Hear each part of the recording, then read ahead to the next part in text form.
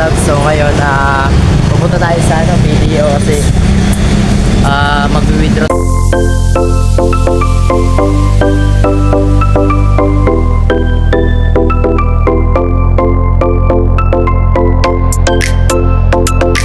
So what's up mga kalabs? Samahan nyo kayo mga kalabs. Mag-withdraw tayo kasi nagpipili ako ng bag.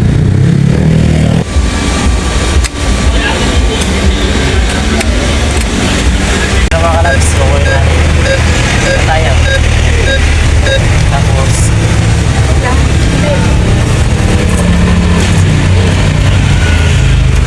so yan mga kalabs. Ayan, nakuha na yung mga kalabs. Ayan, nakabitro na tayo. So ngayon, pupunta na tayo sa bilihan mga kalabs. Bibili tayo ng bag. Bibili tayo. So andito na tayo mga kalabs sa bilihan ng bag. Mga kalabs, andito na tayo sa bilihan ng bag. Ngayon, may pipili na tayo mga kalabs. So ito mga kalabs, nakita na tayo. Alit siya. Wow. Tapos titingnan natin kung ilan yung bulsa. Merong bulsa mga kalabs dito sa tawag yung malaki yung mga kalabs. Tapos dito yung mga kalabs.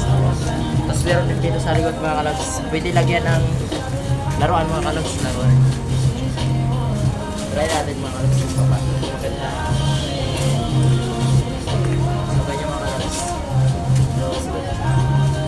Ganyan, ganito mga kalabs. So kung ano mga kalabs, ganda siya gamitin. Like quality na lang mga kalabs, quality. At saka maganda siya mga kalabs kasi hindi pa basta-basta na napapasa mga kalabs. So kung may laro kayo mga kalabs, pwede nyo ilagay dito sa likod. Tapos pwede rin siya bitbitin mga kalabs, meron siya ganyan. So kung maglakad kayo mga kalabs, pwede nyo ganyan. Parang simple ang lakad lang. That's 155 36. Tapos, ikot kayo mga kalabs. Para kayo That's malaki na 155. sitahin mga kalabs. So, pag may naman kayo mga kalabs, may kayo, kunyari, nakita kayo chicks, magbilang kayo mga chicks mga kalabs. Huwag kang kikilos. Ako to, pakita na. Ako to, ang magmamahal sa inyo totoo. Magkano mga kalabs? Isa.